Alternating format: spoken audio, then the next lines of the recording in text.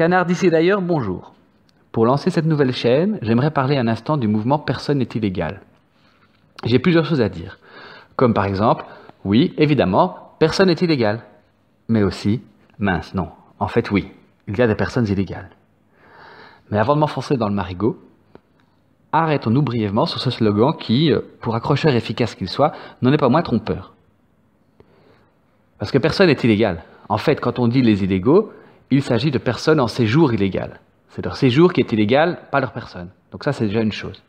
Ensuite, personne n'est illégal. Évidemment que personne n'est illégal. Que la terre est à tout le monde et que les pays et les frontières ne sont que des constructions intellectuelles. Si on ne m'avait pas dit où j'habite, je n'aurais pas pu le deviner tout seul. Donc personne n'est illégal. La terre est vaste et à tout le monde, et nous sommes des animaux évolués qui pèsent par monts et par veaux. Oui, mais en fait aussi non. Parce que pour intellectuelles qu'elles soient, ces constructions, les frontières, les nationalités, les lois, ce sont néanmoins elles qui structurent notre société, notre réalité, qui nous permettent de dompter la nature, de vivre confortablement sans craindre la faim ou le froid. En tant que société, nous nous mettons d'accord sur les modes de fonctionnement que l'on appelle des lois. Dans le cas de l'immigration, l'accueil des réfugiés se fait sur base de la Convention de Genève. C'est le cadre légal. Si quelqu'un est menacé dans son pays selon les termes de la Convention de Genève, il est accueilli légalement. Il obtient le statut de réfugié politique et pourra par la suite accéder à la nationalité du pays. Ceux qui ne rentrent pas dans le cadre légal sont priés de quitter le territoire. Ils sont donc en séjour illégal. Voilà, alors je prends cet exemple pour aborder un sujet qui transcende cette question précise. Parce que notre monde est en train de changer et la gauche doit s'adapter. Dire que personne n'est illégal est stupide et pousse les gens vers l'extrême droite et les populistes aux chevelures hyper soignées. Dire que tout le monde est le bienvenu est stupide. Il n'y a pas assez de place pour tout le monde ici. Donc, dire que tout le monde est le bienvenu ne fonctionne pas. Et il s'agit de trouver une autre manière de conceptualiser les choses. Osons donc dire que tout le monde n'est pas le bienvenu. C'est un peu douloureux, mais en fait, après un moment, ça va. Parce que c'est vrai. La question suivante serait de se demander qui seraient les bienvenus. Pour répondre à cette question, je pense qu'il faudrait s'interroger sur ce qui fait la force de notre civilisation. Il doit y avoir des valeurs fondatrices et fondamentales simples à énoncer. Wikipédia dit ceci de la société occidentale. Ces valeurs fondamentales sont la liberté, l'égalité, la justice, le droit au bonheur et le progrès. D'accord, c'est bien. Après, dans la vision occidentale, les institutions religieuses sont séparées des institutions politiques. Ce principe est appelé laïcité ou sécularisme selon le pays concerné. Encore d'accord. Alors après, la liberté de conscience qui englobe la liberté de religion est garantie par l'État et l'individu est libre d'exprimer ses opinions au sujet de toute idéologie religieuse, philosophique ou politique. Cette liberté est appelée liberté d'expression. Encore d'accord, j'en jouis en ce moment même d'ailleurs.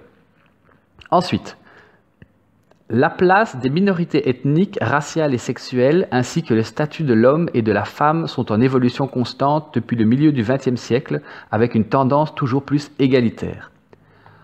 Voilà, c'est ici que les choses se compliquent. En Occident, la femme est l'égale de l'homme, ni plus ni moins. Pas d'entourloupe lexicale, elle est légale. Elle n'a pas à être protégée, elle a à être forte. Les homosexuels sont tenus aux mêmes règles de bonne vie et de mœurs que les hétérosexuels, ni plus ni moins. Personne ne devrait être jugé sur base de sa race ou de son ethnie. Je dis devrait parce qu'on sait qu'on ne devrait pas le faire, mais on le fait quand même. Mais au moins, le désir, l'aspiration est présente. C'est peu de choses, mais c'est déjà ça. Wikipédia parle d'ethnie et de race. Wikipédia ne parle pas de culture. Le canard ne pense pas que toutes les cultures soient égales.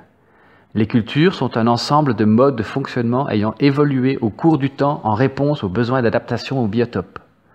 Des stratégies utiles à un endroit peuvent se révéler préjudiciables à un autre. Cependant, la culture, contrairement à la race ou l'ethnie, n'a rien de fixé. On peut adopter une autre culture, adapter la sienne, piocher chez l'autre. Wikipédia continue. L'Occident draine des flux migratoires depuis l'époque romaine. Ce phénomène s'est intensifié depuis les années 1960, entraînant une augmentation de la diversité culturelle. C'est tout à fait vrai. L'Occident draine des flux migratoires entraînant une augmentation de la diversité culturelle. Dit comme ça n'a l'air de rien. Mais Si les populistes à belle chevelure sont au pouvoir, c'est à cause de cette phrase et du fait que les gens raisonnables et intelligents refusent de voir la vérité en face. La raison pour laquelle les choses se dégradent, c'est que les nouveaux arrivants n'ont pas encore tous adopté certaines des valeurs fondamentales de notre culture. Une société forte doit avoir confiance en elle et dans ses valeurs fondamentales, surtout lorsqu'elles sont si belles. Il faut être clair et agir légalement. Je donne un exemple. J'ai longtemps hésité sur la question de l'interdiction du port du voile. Ma sensibilité de canard de gauche était frustrée par cette atteinte à la liberté de quelqu'un de porter un foulard si ça lui chante. Mais ce qui m'écartelait, c'était que toutes les femmes n'ont pas tous les jours envie de porter un voile. Les chapeaux, c'est sympa aussi. Donc, il y a coercition. J'étais coincé et je tenais plus du rat terré que du canard planant. Maintenant, j'ai compris. Il faut interdire le voile dans les lieux publics, tous les voiles, quels qu'ils soient, que ce soit le tchador, niqab, burqa, peu importe. Le voile est dans certains cas une atteinte à la liberté, à l'égalité de la femme et de l'homme. Donc il n'y a pas à hésiter. Une valeur aussi belle que la liberté est bien plus importante qu'un bout de tissu. Voilà. C'est une de nos valeurs fondamentales. Et si vous voulez vivre avec nous, nous vous demandons respectueusement de bien vouloir vous dévoiler. Je dis respectueusement parce que c'est ça le travail que nous avons à réaliser à gauche. Si les populistes et l'extrême droite sont dans la confrontation, la haine, la peur, il nous faut être dans l'empathie et l'amour, la tendresse et la douceur. Vous êtes nos amis et nous vous aimons. Vous êtes les bienvenus chez nous si vous vous y trouvez légalement. Partagez votre culture avec nous. Faites-nous profiter de ses meilleures et ses plus belles caractéristiques. Adoptez les nôtres. Vivons ensemble dans la paix et l'harmonie. Aimons-nous les uns les autres. Coin, coin.